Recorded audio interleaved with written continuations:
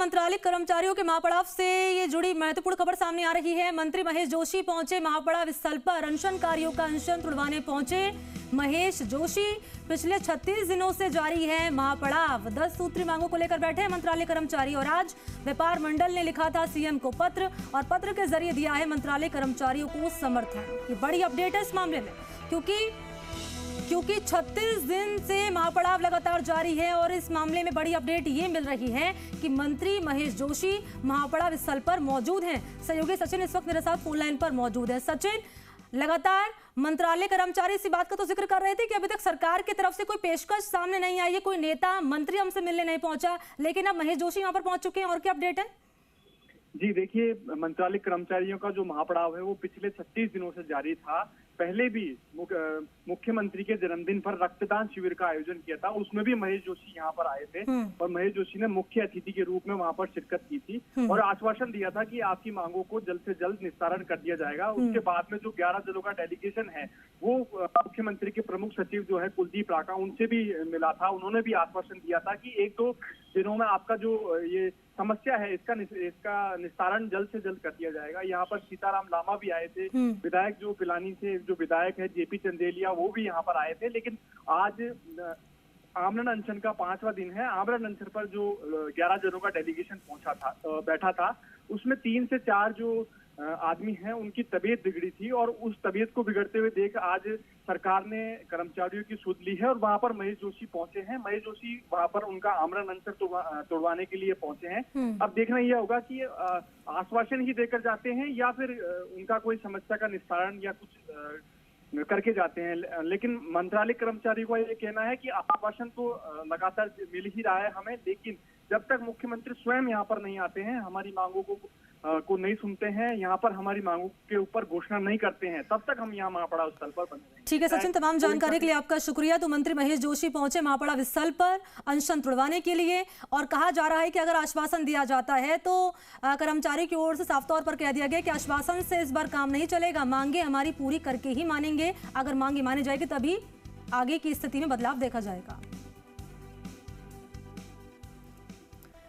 तो जलदाय विभाग के अतिरिक्त मुख्य सचिव सुबोध अग्रवाल जल जीवन मिशन को लेकर गंभीर हैं। एक बार फिर से सुबोध अग्रवाल ने लापरवाह फर्मों को रेड लिस्टेड करने पर फोकस किया। इसमें 3 साल तक के लिए फर्मों को डिबार किया जाएगा। एसीएस ने इंजीनियर्स को निर्देश दिए हैं कि सभी जिलों से तय समय पर पूरा नहीं करने वाली फर्मों की लिस्ट तैयार करके जल्द से जल्द भिजवाएं ताकि उनसे प्रोजेक्ट वापस लिया जाए। और बताया तो ये भी जा रहा है कि 30% से कम प्रगति वाली फर्मों से पीएचईडी काम वापस लेगा। इसके अलावा जल जीवन मिशन की भौतिक प्रगति की समीक्षा करते हुए औसत से कम प्रगति वाले जिलों को लक्ष्य हासिल करने और IMIS पोर्टल पर व्यय के इंद्राज को सुनिश्चित करने के निर्देश दिए हैं।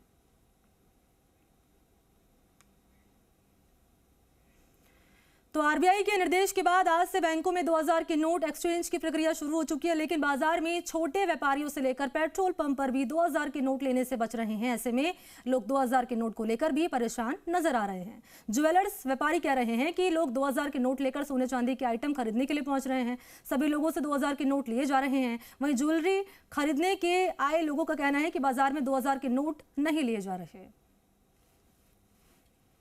अब मैं खुद अपने हाथों से बाज़ार में जैसे परचेजिंग करने गया, सब्जी लेने गया, कुछ गया, तो किसी ने मुझे 2000 का नोट लेने से मना नहीं किया। हम किसी भी ग्राहक ने ऐसा नहीं कहा कि हम 2000 का नोट नहीं लेंगे।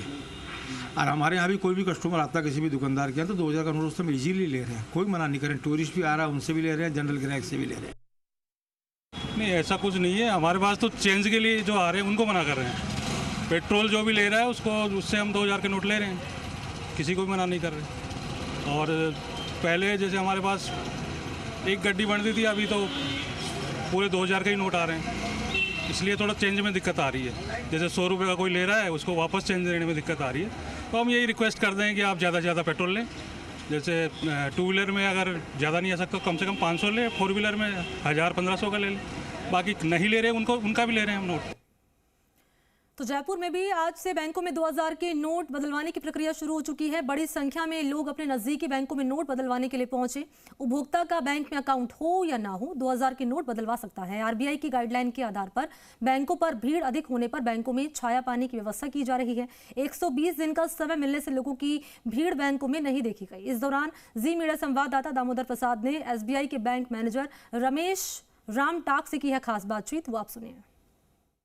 आज से देश भर के सभी बैंकों में 2000 नोटों को एक्सचेंज करने की प्रक्रिया शुरू हो चुकी है। लोग भी बैंकों में पहुंचना शुरू हो चुके हैं 2000 के नोट बदलवाने के लिए। वहीं एक व्यक्ति एक समय में यानी 20,000 एक बैंक में एक्सचेंज करवा सकता है। लोग यहाँ पहुँचे हैं, कुछ लोगों से बात कर लेते हैं। क्या है सर, 2000 के नोट चेंज करवाने हैं आप? क्या कितने नोट है आपके पास सर? क्या एक ही है फिलहाल। क्यों चेंज करवा रहे हैं? मार्केट में कोई ले नहीं रहा तो यहाँ आना पड़ा मेरे को। ऐसे में जो बैंक शाखा प्रबंधक है उनसे भी बात करेंगे किस तरीके की व्यवस्थाएं की गई है जो लोग यहाँ एक्सचेंज के लिए आ रहे हैं, क्योंकि आरबीआई की गाइडलाइन के अनुसार किस तरीके की व्यवस्था माकूल रखने के निर्देश दिए गए हैं। सर, आरबीआई की ओर से जो इंस्ट्रक्शन दिए गए हैं किस तरीके की व्यवस्था की जा रही है नोट एक्सचेंज कराने वाले?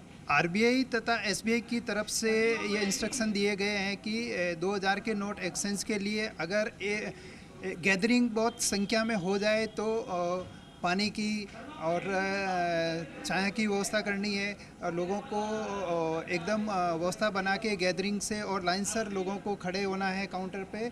और बैंक की तरफ से पूरा ये ध्यान रखा जाएगा कि 1 बाय 1 सभी का काम बिना किसी दिक्कत के किया जा रहा है। और एक व्यक्ति एक समय में 20,000 रुपये एक्सचेंज करवा सकता है। उसके लिए किसी भी प्रकार से कोई डॉक्यूमेंट की या कोई स्लिप देने की आवश्यकता नहीं है। आप क्या कहेंगे? 2000 रुपये चेंज करवाने के लिए पहुँचे हो, किस तरीके कोई तरीके की दिक्कत आ रही है बैंकों में? नहीं, अभी तक तो कोई तकलीफ नहीं आई, बढ़िया आसानी से मिल रहा है, वैसे कोई भी दिक्कत नहीं आई अभी भी। और क्योंकि आरबीआई की ओर से ये इंस्ट्रक्शन है कि किसी प्रकार का कोई डॉक्यूमेंट नहीं देना, तो यानी एक व्यक्ति किसी भी बैंक में जाकर 2000 के नोट वो एक्सचेंज करवा सकता है। कैमरा पर्सन पवन के साथ दामोदर प्रसाद, जी मीडिया जयपुर। तो जयपुर के सांगानेर इलाके में आशीष मीणा अपहरण कांड का खुलासा हो गया है। पुलिस ने आशीष मीणा को अपहरणकर्ताओं के चंगुल से सकुशल मुक्त करा दिया और वारदात में शामिल 4 आरोपियों को गिरफ्तार कर लिया। पुलिस गिरफ्त में आए आरोपी हंसराज केवट, मनराज कीर, नेहरू कीर और विश्राम केवट हैं। रिपोर्ट में महिला ने बताया था कि बीती 19 मई को सांगानेर पुलिया के पास से उसके पति का अपहरण कर उसको फोन करके रुपयों की मांग की गई। पैसा नहीं देने पर उसे मारपीट कर धमकी दी गई। पुलिस ने व्यक्ति को सकुशल मुक्त कराकर फिरौती मांगने वाले बदमाशों को गिरफ्तार कर लिया।